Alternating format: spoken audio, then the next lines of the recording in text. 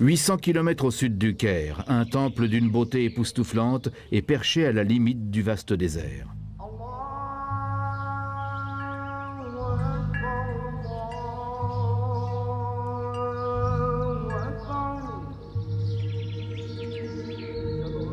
À l'intérieur de ces murs se trouve la représentation effondrée, pesant 1 millier de tonnes, de l'un des plus grands rois d'Égypte, qui a laissé derrière lui l'un des grands mystères égyptiens, le sort de ses nombreux enfants.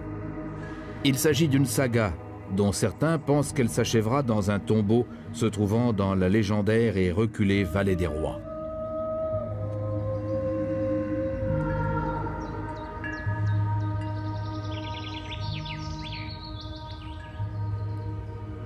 Cet enchevêtrement de pierres énormes constituait autrefois une statue de Ramsès II, souverain d'Égypte, près de 1200 ans avant l'ère chrétienne. Son visage contemple le ciel, et voici une épaule. C'était l'une des plus imposantes statues jamais sculptées, et elle avait été érigée ici, dans le Ramesséum, le temple mortuaire de Ramsès, près de la ville que l'on connaît aujourd'hui sous le nom de Luxor. On pense que ce sont les chrétiens coptes qui ont renversé la statue au courant du 5e siècle après Jésus-Christ.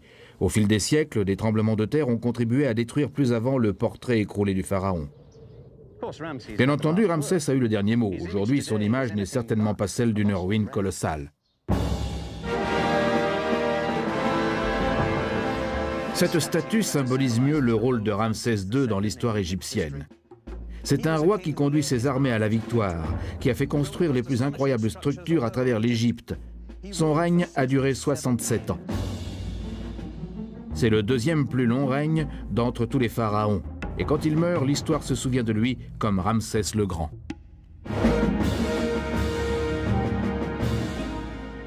Lorsqu'il succède à son père, Séti Ier, en 1280 avant Jésus-Christ, Ramsès n'a pas beaucoup plus de 20 ans. Séti a été un pharaon dynamique qui a veillé à ce que son fils soit bien préparé pour lui succéder. Dans son enfance, le jeune Ramsès accompagne son père à la guerre.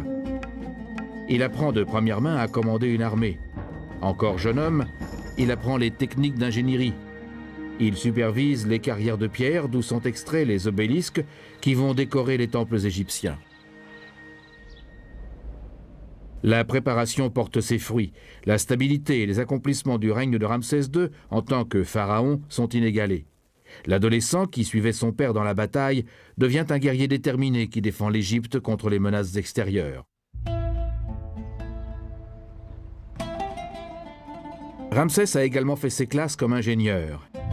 Il lègue à l'histoire certaines des structures égyptiennes les plus belles et les plus monumentales. Dans une civilisation de grands bâtisseurs, ce pharaon fait sans doute partie des plus grands.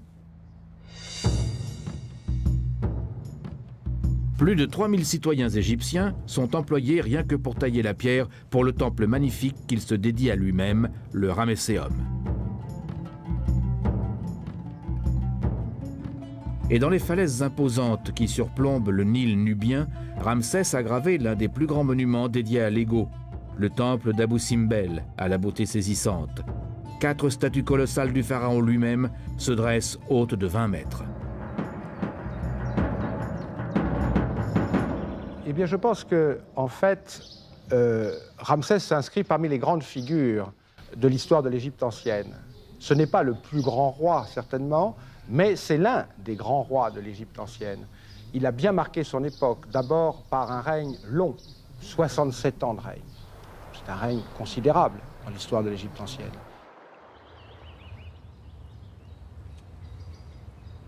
Ramsès est effectivement un grand guerrier, et ses énormes projets de construction ont inspiré un respect mêlé de crainte de la part des gens, à commencer par les premiers touristes descendant le Nil durant les périodes grecques et romaines. Au cours de son règne, la renommée et la richesse de l'Égypte s'accroissent. Et ses sujets connaissent une période d'abondance et de sécurité. Ramsès a une opinion tellement bonne de ses propres accomplissements qu'il va prendre la mesure présomptueuse de se déclarer divin à un dieu vivant parmi les mortels. Cependant, ce statut divin n'impressionne pas un groupe fameux de visiteurs dans ce pays. La tradition judéo-chrétienne nomme Ramsès II pharaon au moment où Moïse mène l'exode des Israélites hors d'Égypte.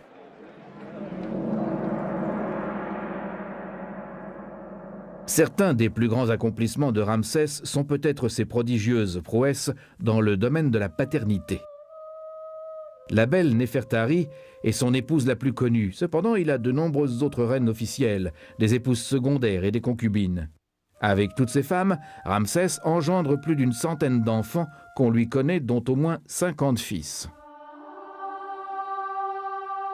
Il n'est sans doute pas inhabituel pour un pharaon d'avoir de nombreuses épouses et de nombreux enfants. Ce qui est inhabituel en revanche est le fait que Ramsès fasse inscrire la liste et sculpter les portraits de ses enfants sur les murs des structures qu'il bâtit. Les enfants de Ramsès, la représentation des enfants de Ramsès dans la plupart de ces temples apparaissent comme une originalité, il est vrai. Il faut quand même savoir que déjà à l'époque d'Amenophis IV et même Amenophis III, un peu antérieurement, la présence des enfants dans le contexte des scènes religieuses, liturgiques, était déjà très présente. Pour la plupart des pharaons de l'Égypte ancienne, nous n'avons aucun renseignement concernant les membres de la famille royale. En ce qui concerne Ramsès II, on connaît les noms d'un grand nombre de ses épouses, ainsi que ceux de beaucoup de ses fils et filles, plus de 2 dans chaque cas. Ramsès II est effectivement un personnage singulier, en ce qu'aucun pharaon, que ce soit avant lui ou après lui, n'a jamais accordé autant d'attention à ses enfants. En dépit de leur reconnaissance publique si inhabituelle de la part de leur père, on ne sait pas grand-chose de la vie de tous ces enfants. Être héritier du trône de Ramsès est un processus frustrant. Il règne pendant 67 ans et survit à 5 de ses successeurs. Le premier de ses successeurs s'appelle Amon-Her-Képéchef et il meurt dans le courant de la 40e année du règne de Ramsès. Si Ramsès est effectivement le pharaon de l'Exode, alors Amon-Her-Képéchef devait être le premier-né des garçons à mourir lorsque Dieu condamne l'Égypte à subir les 7 plaies. Mais on doute que l'histoire soit jamais capable de confirmer cela. Des autres princes de Ramsès, on ne connaît que peu de détails. Le fils numéro 4, Khémouaset, est tenu en très haute estime et il se peut qu'il ait été le favori de son père. C'est un prêtre important et il supervise la réalisation d'un grand nombre de projets de construction les plus fameux de son père. Il décède dans la 55e année du règne de Ramsès. Mérenptah est le 13e fils de Ramsès, dont on ne sait pas grand-chose, avant qu'il soit désigné général de l'armée dans la 40e année du règne de Ramsès. Il est sans doute le véritable pouvoir derrière le trône pendant la dernière décennie de la vie de son père. Même en roi vieillissant, Ramsès est grand pour un Égyptien, environ 1,75 m. Dans ces dernières années, il souffre d'arthrite et d'une déviation de la colonne vertébrale. Et comme tous ses concitoyens, il a des problèmes dentaires. Il est de constitution mince, avec un nez très crochu et de grandes oreilles percées. On pourrait penser qu'il est un peu vaniteux, car même dans ses vieux jours, ses cheveux sont teints d'une couleur rouge stupéfiante. Jusqu'au bout, Ramsès II reste Ramsès le Grand, actif, plein d'assurance, avec une présence énorme dans la vie de son pays. Mais même pour un dieu vivant, la fin dans le monde des mortels est inéluctable.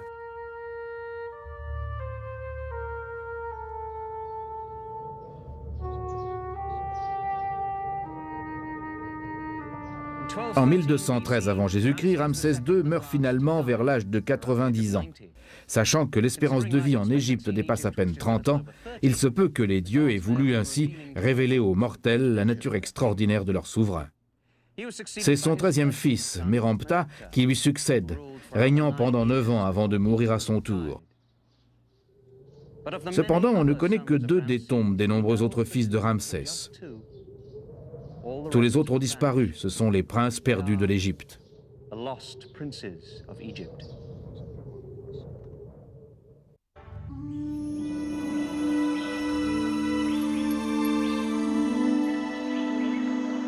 Le long règne de Ramsès II s'achève en 1212 avant Jésus-Christ.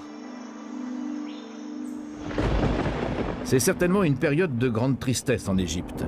La plupart des sujets de Ramsès ne connaîtront pas d'autres souverains. 40 jours durant, des prêtres se livrent sur le corps de Ramsès au rituel astreignant de la momification. L'estomac, les intestins, le foie et les poumons sont placés dans des récipients spéciaux appelés canopes. Le corps est déshydraté à l'aide d'un sel spécial, puis décoré d'amulettes incrustées de pierreries et enveloppé dans des bandelettes de lin. Enfin, la momie est placée dans un cercueil ouvragé et elle commence son voyage en direction de la vallée des rois dans le sud de l'Égypte. Nous nous trouvons dans le tombeau de Ramsès II. Cette magnifique chambre mortuaire n'a que récemment fait l'objet de fouilles et n'avait encore jamais été filmée. C'est la plus grande pièce dans la vallée des rois. Le corps momifié du pharaon aura été transporté dans cette chambre et placé dans un grand sarcophage situé ici. Les canopes contenant ses viscères auront été posés sur un coffre en albâtre, ici, et déposés dans ce puits. Au-dessus se trouvait une belle châsse en bois ornée de dorures. Après avoir terminé leur dernier rituel, les prêtres auront balayé les traces poussiéreuses de leurs pas en sortant à reculons du tombeau, laissant le pharaon seul ici pour l'éternité, dans cet endroit magnifique au sein de la montagne.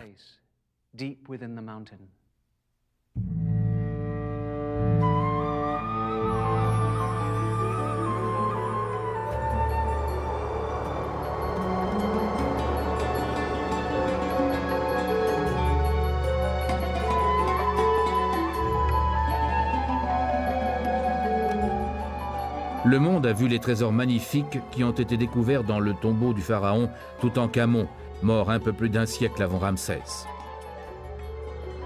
Si c'est là le trésor qui a été enterré avec Toutankhamon, un roi d'importance mineure qui n'a eu que peu d'influence sur l'histoire de l'Égypte, on ne peut que tenter d'imaginer les superbes objets et les décorations qui ont dû remplir le tombeau de Ramsès le Grand.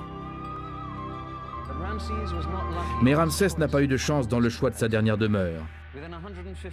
Seulement 150 ans après son enterrement, des pilleurs de tombes ont trouvé le moyen de pénétrer dans le tombeau du pharaon des pharaons et ont emporté ce qui devait être un trésor inimaginable. Tout ce qui nous reste sont quelques fragments précieux découverts récemment par l'égyptologue français Christian Leblanc.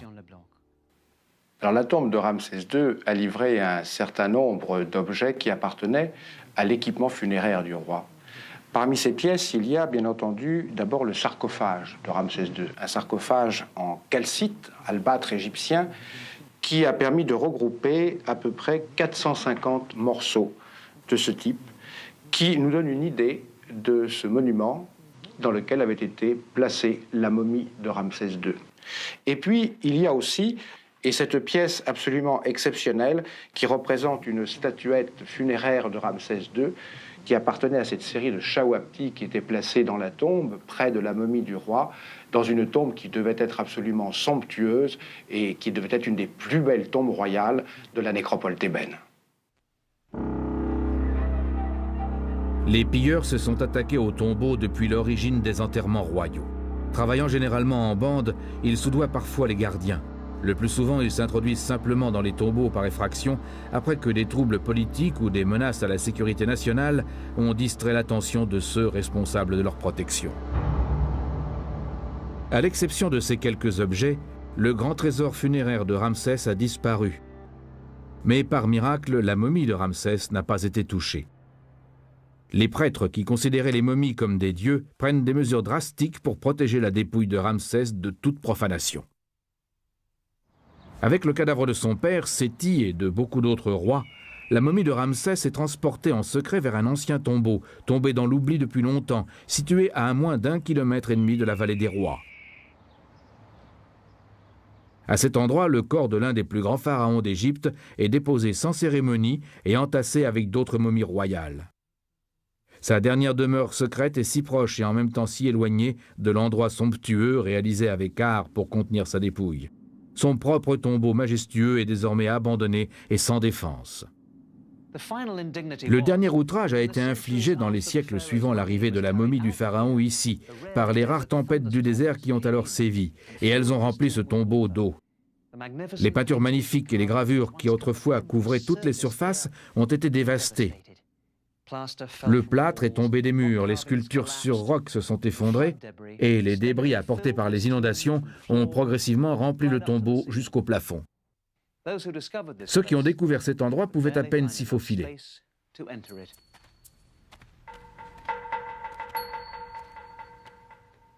Finalement, plus de 3000 ans après avoir été caché, les momies ont été retrouvées dans leur cachette en 1881 par le curateur du musée allemand Emil Bruch. L'emplacement de la dépouille de Ramsès n'est dès lors plus un secret. Cependant, on ne trouve rien dans la cachette des momies, ni dans le tombeau de Ramsès, qui apporte un éclaircissement sur le mystère des fils disparus du grand roi.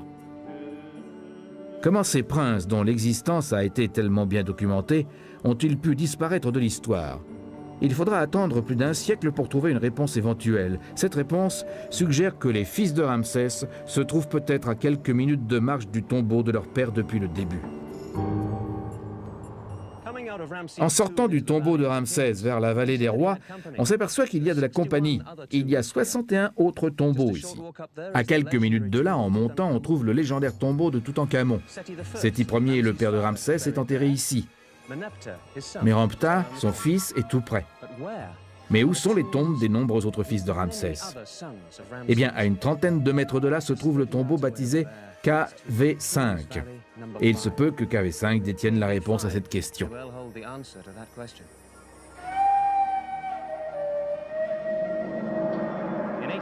En 1825, l'égyptologue James Burton est entré dans le tombeau. Il l'a déclaré sans importance. Plus tard, tout cet endroit a été enfoui sous des tonnes de gravats. Les bus de touristes passaient à quelques mètres de là. En 1987, l'égyptologue américain Ken Weeks a découvert l'entrée du tombeau. Quand enfin il a pu y entrer, il a fait ce que beaucoup considèrent comme la découverte la plus importante depuis Toutankhamon. Pour la première fois, en plus de 3000 ans, le monde s'approche enfin tout doucement de la résolution du grand mystère des fils disparus de Ramsès.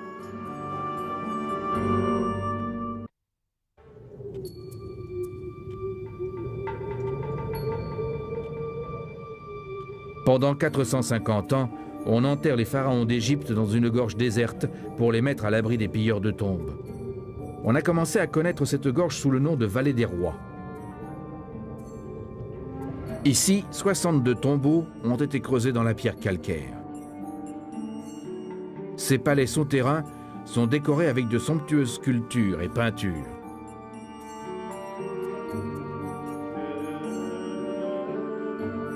Cependant, dès le IIIe siècle avant Jésus-Christ, la Vallée des Rois est plongée dans le silence et l'oubli. Au début du XVIIIe siècle, un homme de clergé anglais dénommé Richard Pocock visite la vallée et en dessine la première carte. D'autres égyptologues européens suivront, mais leurs plans des tombeaux restent imprécis et leurs relevés sont inexacts.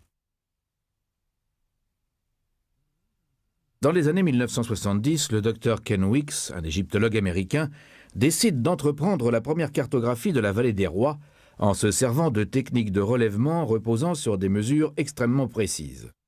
Il faudra plus d'une décennie de travail rien que pour accumuler toutes les données. Malheureusement, quand arrivent les années 1980, il ne reste plus d'argent pour imprimer la carte détaillée que Weeks voulait. Alors il décide d'utiliser les connaissances qu'il a accumulées et de s'attaquer à une autre tâche ambitieuse. Alors je me suis dit, ce qu'on va faire, c'est utiliser le peu d'argent qu'il nous restait à ce moment-là pour faire ce que j'avais envisagé de faire quelques années auparavant. Il s'agissait de chercher les archives historiques, d'essayer d'identifier les tombeaux qui avaient été découverts au XIXe siècle, mais qui pour une raison ou pour une autre avaient maintenant disparu, et d'essayer de localiser ces tombeaux et de les placer eux aussi sur la carte de la Vallée des Rois. Après une recherche approfondie des archives historiques, un tombeau se détache des autres. Il avait été inspecté dans le courant du XIXe siècle et on lui avait attribué l'appellation KV5, King Valley No. 5, Vallée des Rois numéro 5. En 1825, l'Anglais James Burton découpe un tunnel de 25 mètres de long pour se glisser à l'intérieur du KV5. Il réalise un plan à main levée qui révèle la présence de 11 chambres. Cependant, ces notes n'inspirent ni enthousiasme ni excitation de la part de ses confrères. Même Howard Carter, qui a découvert la tombe de Toutankhamon, ne se sert du flanc de la colline KV5 que comme dépotoir pour y verser les débris provenant de ses fouilles. Ils ont enfoui le tombeau sous 3 mètres de débris. Et comme si cela ne suffisait pas, une autre série de crues subites causées par les pluies torrentielles qui s'abattent de temps à autre sur la vallée des Rois ont déversé davantage de débris sur l'entrée du tombeau, la dissimulant complètement. En 1920, et sans doute même avant cela, KV5 n'était plus qu'un vague souvenir lointain. Il n'y avait rien à voir. Néanmoins, Ken Weeks est intrigué par les croquis du tombeau réalisés par Burton. Sur son plan, il ne ressemblait à aucun des autres tombeaux que j'avais vus jusqu'alors. La plupart des tombeaux de la vallée des Rois sont faits de longs couloirs creusés profondément dans le soubassement. En revanche, d'après le croquis de Burton, ce tombeau possédait 6 chambres qui partaient dans toutes les directions depuis l'entrée, comme les tentacules d'une pieuvre. Et j'ai pensé, quel étrange tombeau, et si on essayait de le localiser? L'attention de Weeks est attirée par autre chose. En 1989, des chercheurs suggèrent que le KV5 perdu est peut-être aussi le tombeau manquant contenant les dépouilles des enfants de Ramsès. D'après les notes de Burton, Ken Weeks a une idée de l'endroit dans la vallée où commencer ses recherches. Il prend une décision. Il va essayer de retrouver ce qui est perdu depuis si longtemps. Nous avons creusé une tranchée étroite d'environ 1 mètre de large. La première chose que nous avons trouvée était une entaille dans le soubassement qui était très nettement délimitée, une entaille faite par l'homme, non pas une dépression ou un puits naturel dans le flanc de la colline. Et ensuite, nous avons trouvé des traces indiquant la présence d'escaliers. Après des mois de travail acharné, l'équipe de Ken Weeks a déblayé le puits d'entrée du KV5. Le moment de découvrir l'intérieur est enfin arrivé. Durant l'été 1989, nous avions dégagé l'escalier, atteint cette ouverture menant à la première chambre. Ça ne ressemblait pas du tout à cela. C'était complètement rempli du sol au plafond des débris que les inondations avaient déposés là. À quel niveau à peu près? Jusqu'ici, et c'est uniquement grâce au tout petit canal creusé par James Burton en 1825 que l'on pouvait voir quoi que ce soit à l'intérieur. Ici, on voit des traces noires causées par la lampe de Burton sur les plafonds là où il était en train de regarder. Alors vous vous êtes faufilé dans la petite ouverture que Burton avait créée? C'est exact. C'était le seul accès pour entrer dans le tombeau. Et même à ce stade-là, on ne pouvait pas voir les murs sur les côtés. Est-ce que nous sommes en train de parler de centimètres ici? De quel genre de dimension s'agissait-il? Eh bien, disons que c'était un peu étroit pour moi, on peut dire ça, très étroit. Alors vous avez réussi à vous glisser à l'intérieur, ne vous doutant sans doute pas que vous alliez travailler dans cette pièce, et pour combien de temps? Il nous a fallu 5 ans pour nettoyer cette chambre. Mais dès la 2e année, nous savions que nous étions sur une piste intéressante dans KV5. Parce que dans la partie haute des murs, nous avions trouvé toute une série de hiéroglyphes indiquant que ce tombeau était le lieu de sépulture de l'un des fils de Ramsès II, dont la cartouche se trouve ici. Et nous avons son nom, Amon Erkepeshef. Il faut savoir que c'était le premier fils de Ramsès II. C'était donc la première confirmation que l'un des fils de Ramsès était peut-être enterré ici. Oui, exactement. Et le fils aîné en plus de ça. Mais peu après, il est arrivé quelque chose d'encore mieux. Parce que sur ce mur, quand nous avons exposé le texte dans la partie supérieure, nous avons trouvé une autre scène avec Ramsès, un dieu et un fils qui ici n'est pas Amon Erkepeshef. Ce fils-là, nous l'appelons Ramsès Junior, afin d'éviter toute confusion avec son père. Tout à coup, nous étions sûrs que ce tombeau contenait plusieurs sépultures. À ce stade, au moins 2 des fils du souverain étaient enterrés dans le tombeau. C'était quelque chose que l'on n'avait jamais vu auparavant. Kent Weeks est désormais certain que KV5 promet d'être bien plus qu'un simple tombeau, bien qu'il ne sache pas encore s'il est plus grand que les 11 chambres détaillées sur le croquis original de Burton. Mais le progrès dans la découverte des secrets de KV5 est effroyablement lent.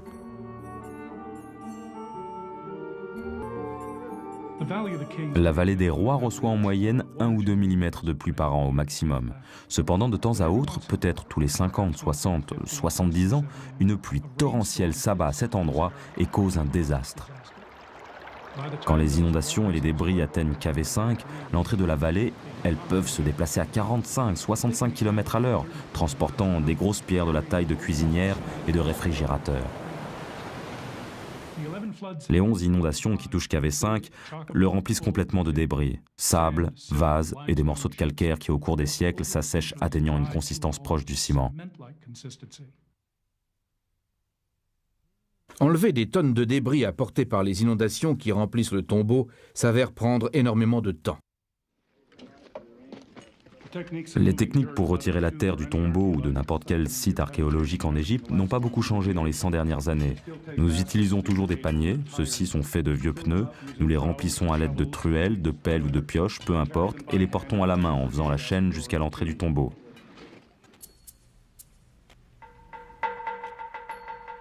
Il faut 5 ans rien que pour vider 2 petites salles.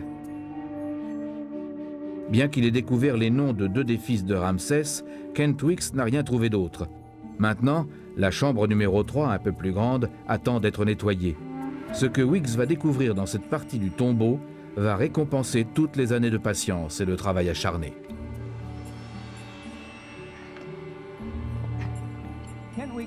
Kent Weeks a rampé dans cette 3e chambre à travers la petite brèche que vous voyez. Il espérait trouver quelque chose sous cet énorme tas de débris. Il n'arrivait pas à l'atteindre. Il a réalisé que la fragilité de ses piliers et ses fissures menaçantes dans le plafond en pierre calcaire au-dessus de la tête devaient être stabilisées. Ce travail vient juste d'être terminé. La carte de Burton montre une porte mystérieuse sur le mur du fond vers laquelle Kent Weeks s'approche progressivement en creusant jusqu'en 1995 quand il a réussi à trouver suffisamment de place pour se glisser dans cette ouverture. Ce qui s'est passé après est l'un des plus grands moments de l'archéologie moderne. Kent Weeks se prépare enfin à explorer au-delà de la 3e chambre. Il va entrer dans un espace dans lequel personne n'a pénétré depuis les pharaons. Nous pensions que nous pouvions trouver une autre petite chambre, comme celle à l'avant. Chambre 1, chambre 2. Au lieu de ça, nous avons pointé nos lampes électriques et nous ne voyons rien, le noir complet. Cela signifie que la chambre continue encore et encore. Nous ne pouvions pas voir de mur au fond. Plus tard, nous avons installé l'électricité dans le tombeau. Nous avons découvert le spectacle le plus incroyable que j'avais jamais vu. Après presque 30 mètres dans le couloir, qui était flanqué de portes de chaque côté, nous avons trouvé une statue du dieu Osiris. Donc, vous avez fait des progrès ici. Vous deviez déjà savoir que c'était la découverte la plus remarquable. Je n'arrêtais pas de me dire, mon Dieu, je n'arrive pas à y croire, il n'y a rien de tel ailleurs dans la vallée des rois. Il y a des chambres ici, de chaque côté. Environ tous les 3 mètres, nous trouvions une ouverture conduisant à de petites chambres ou à des suites de salles. La plupart sont obstruées. Vous pouvez voir à l'intérieur? Oui, nous ne les avons pas encore dégagées. Vous deviez savoir à cet instant que ce que vous étiez en train de découvrir était sans doute l'une des plus importantes découvertes archéologiques du siècle. Rien de tel n'a encore jamais été découvert auparavant. Alors vous êtes arrivé ici et vous avez eu cette vision fantastique. Une statue grandeur nature de ce que nous pensions d'abord être le dieu Osiris, mais que nous pensons maintenant être une représentation du roi Ramsès en Osiris, le roi divinisé, accueillant ses fils dans le couloir et dans la vie future. La superbe statue de Ramsès apporte une preuve supplémentaire indiquant avec quasi-certitude qu'il s'agit du tombeau de ses fils royaux. De plus, avec la découverte du couloir 7 et de son complexe de salles, le monde commence à entrevoir la signification de ce que Weeks a révélé.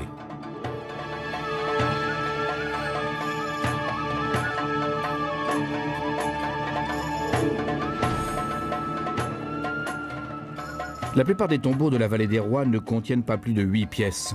Celui de Ramsès Ier, le grand-père de Ramsès le Grand, en comporte seulement 4, tout comme celui du légendaire Toutankhamon. Weeks a déjà découvert 65 salles et d'autres sont rapidement mises en évidence. On n'avait jamais rien trouvé de tel. KV5 semble partir dans toutes les directions à la fois.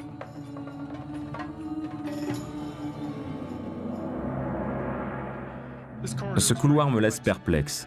Il descend plus abruptement que n'importe quel autre couloir dans le tombeau. En fait, certaines des chambres latérales qui se découpent ici se situent en réalité sous le sol des chambres du niveau supérieur.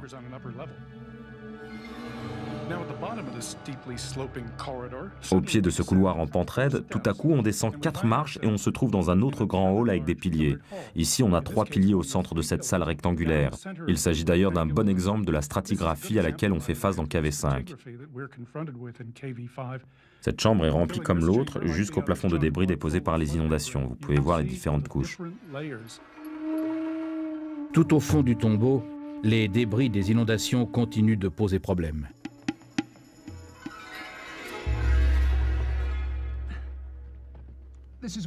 Voici l'un des nombreux couloirs de KV5 qui n'ont pas fait l'objet de fouilles. Celui-ci se dirige vers le sud, directement vers le tombeau de Toutankhamon. Personne ne sait pourquoi. Il y a un mur aveugle à la fin, là. peut-être une ouverture. Le problème est d'arriver à l'atteindre.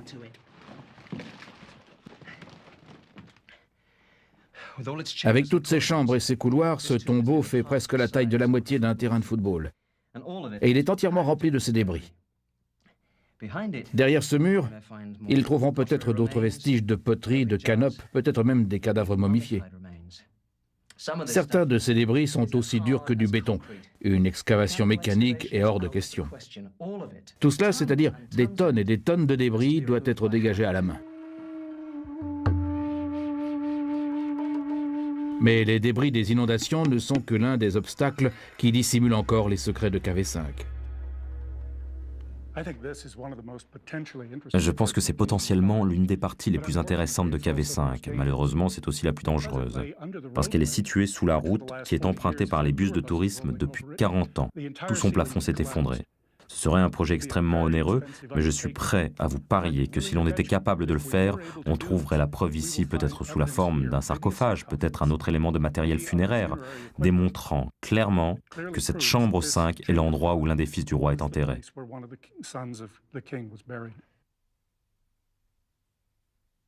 À cause des inondations, des sculptures et peintures sur les murs de KV5 ont été sévèrement endommagées. Cependant, alors qu'on commence à vider les chambres, des vestiges de sculptures indiquent de façon manifeste que KV5 était autrefois magnifiquement décoré.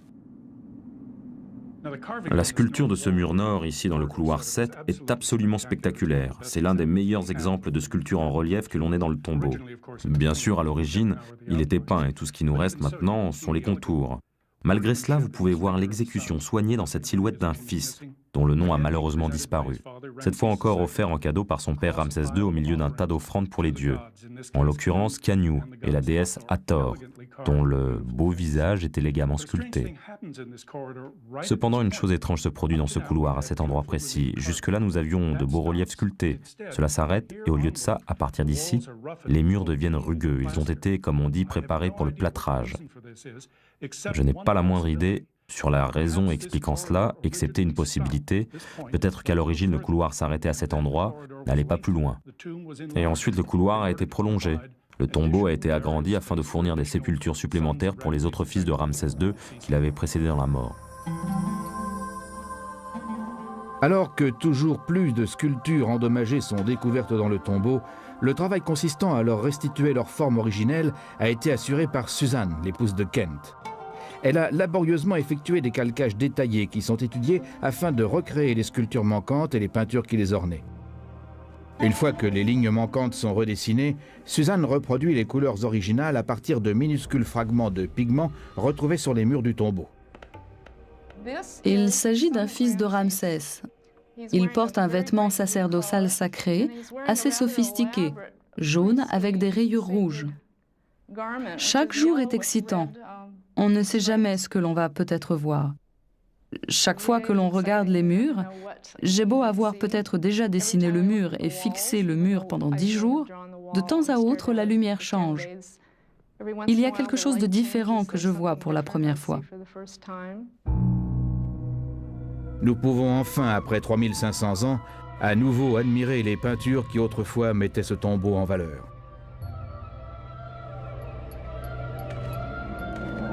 Cependant, dans KV5, le succès est souvent suivi de frustration.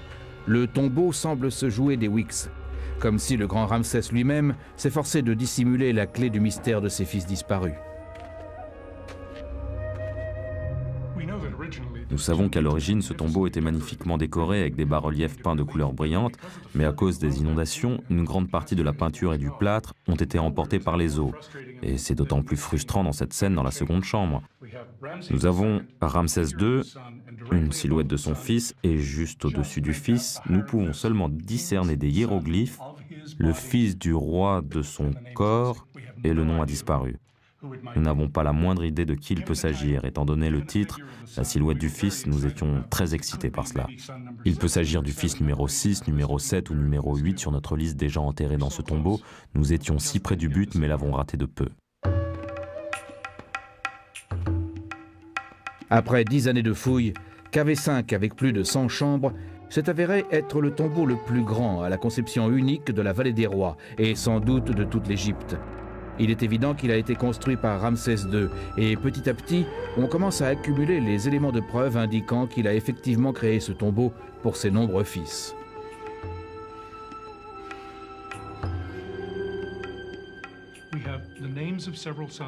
Nous avons les noms de plusieurs des fils inscrits sur les murs de KV5. Nous avons plus de 2 douzaines de représentations du roi faisant offrande de plusieurs de ses fils aux dieux dans l'après-vie.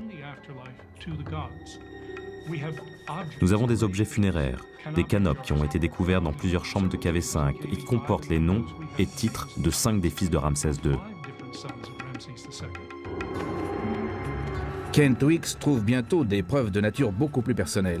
En 1998, KV5 a commencé à restituer quelques-uns des corps qui reposaient dans cette tombe particulière depuis si longtemps.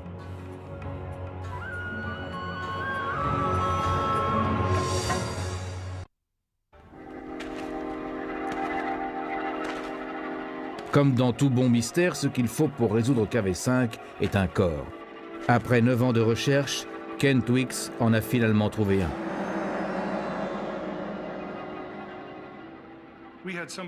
Nous menions tellement de projets de front durant les premières années de travail sur KV5 que nous n'avons dégagé la moitié nord de cette salle que 2 saisons plus tôt. Et à notre grande surprise, lorsque nous avons atteint le niveau du sol, nous avons trouvé 2 entailles parallèles très bien faites qui délimitaient ce qui était à l'évidence un puits. Je pense qu'à l'origine, ceci était peut-être le lieu de sépulture de quiconque était enterré là, quand ce n'était encore qu'un tombeau à 2 chambres au cours de la 18e dynastie. Ce que nous avons trouvé en arrivant au fond du puits était une série de couches d'ossements et en dessous 3 crânes d'hommes adultes avec la vertèbre du cou encore attachée, ainsi que des traces de tissus et de bandelettes momifiées sur leurs cadavres. En dessous de ça, nous avons découvert le corps encore entièrement articulé d'un jeune homme adulte, une momie d'environ 50 ans, couchée dans cette position directement sur le sol. Et je pense que d'après la position des bras et celle du corps, il est probable que ce corps, et peut-être aussi les 3 autres crânes, aient appartenu au fils de Ramsès II. Pourquoi une momie d'une telle importance aurait-elle été abandonnée dans un puits aussi rudimentaire et sans ornement? Kent Weeks pense que la réponse est très simple. Lorsque les pilleurs de tombes ont pénétré dans KV5, ils sont descendus profondément dans le tombeau, à l'intérieur des chambres funéraires de ses fils, ont attrapé les momies et les ont remontées ici, près de la porte d'entrée, là où la lumière était meilleure et où ils pouvaient voir ce qu'ils faisaient. Ils ont mis les corps en pièces, à la recherche de bijoux en or et de colliers pectoraux, et ainsi de suite, et ensuite ils ont simplement jeté les morceaux de cadavres par terre. Certains d'entre eux ont été entraînés dans ce puits par les eaux. Ceci est l'un des 3 crânes provenant du puits à l'intérieur de la chambre numéro 2. Et nous sommes maintenant en train de le nettoyer. Nous le préparons pour qu'il soit étudié, non pas par nous, mais par des anatomistes et des généticiens. Toutes les dents sont assez fortement usées, y compris celles de devant, les incisives et les canines. Et toutes ces caractéristiques, prises avec les sutures, les jointures entre les os du crâne, suggèrent qu'il s'agit sans doute d'un sujet adulte de sexe masculin.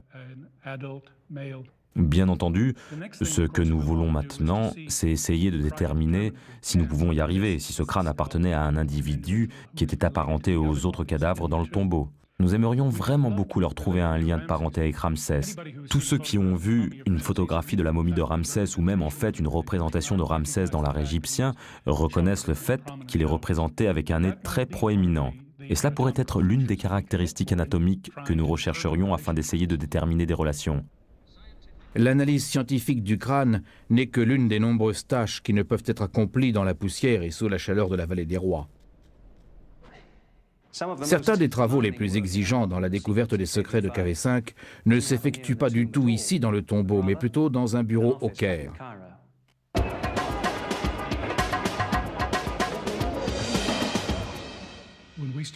Quand nous avons commencé le travail sur le projet de cartographie de Thèbes en 1979, nous ne disposions que d'un budget infime.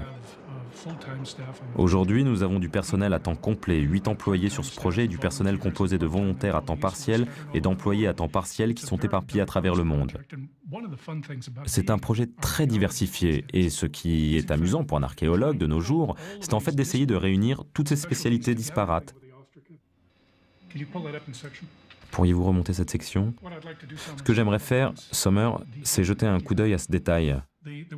Le travail de nos graphistes et de nos architectes est extrêmement utile. Il nous offre un nouveau moyen d'examiner, regarder les matériaux et effectuer des études comparatives de ces matériaux.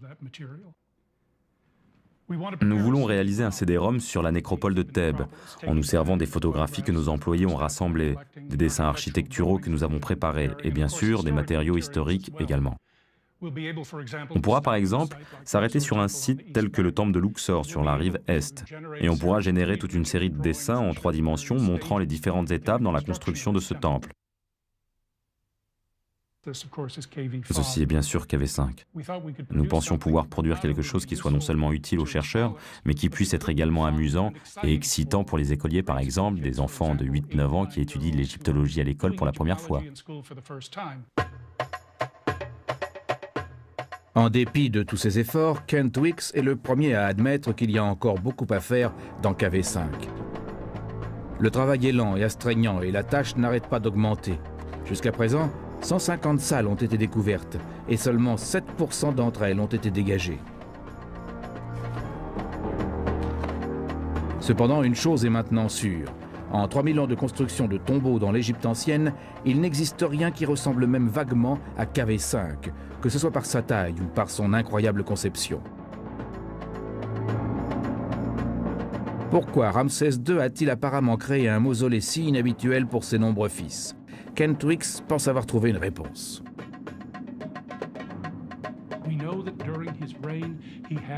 Nous savons que durant son règne, il s'est lui-même déclaré divin. Il devait transférer à ses enfants, ou tout au moins à l'héritier présomptif, nombre des devoirs séculiers qu'il aurait habituellement exécutés.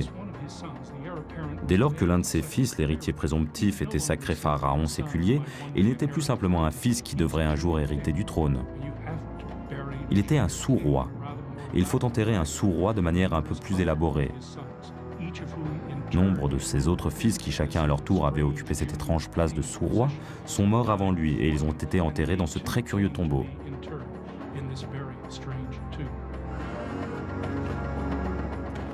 Il y a toujours plus de questions que de réponses qui restent à découvrir dans KV5. Cependant, le tombeau a démontré que nos connaissances sur l'Égypte ancienne sont loin d'être exhaustives. Comme toujours pour Kent Weeks, la recherche continue. Il voulait devenir égyptologue depuis son enfance dans l'État de Washington. Cependant, il espère maintenant pouvoir apporter sa contribution à la profession qu'il aime tellement. Au cours des prochaines années, en plus de notre travail dans KV5, l'une des choses que j'aimerais le plus faire est aider au développement d'un plan directeur pour la protection de la vallée des rois, et en fait pour tout Thèbes. La nappe phréatique remontant, la pollution, l'augmentation de la population dans les villages voisins, l'augmentation du tourisme sont en train d'ébranler tous les sites ici, les tombeaux et les temples. Il n'y a rien qui pourrait me rendre aussi triste que de réaliser que les générations à venir pourraient se voir privées de l'opportunité de visiter un endroit aussi magique que la vallée des rois. Il serait vraiment dommage que d'ici un siècle, des enfants de 8 ans à Everett, Washington, ne puissent pas rêver d'un endroit comme celui-ci comme je l'avais fait moi-même. Kent Weeks travaille sur KV5 depuis plus de 10 ans. Parfois, il n'y avait aucune garantie que son travail aille révéler davantage que quelques salles vides, avec toujours la distraction d'avoir à trouver des fonds pour financer tout ceci. Cependant, sa patience et un travail acharné ont donné naissance à ce qui est en train de devenir l'une des plus exaltantes découvertes en Égypte. Au cours des années qui viennent, KV5 va révéler davantage de ses secrets. Dans quel but cet immense tombeau a-t-il été bâti? Qu'est-il devenu de son contenu? Et peut-être seulement, Kent Weeks découvrira-t-il si d'autres des fils du grand Ramsès reposent encore quelque part dans ses murs.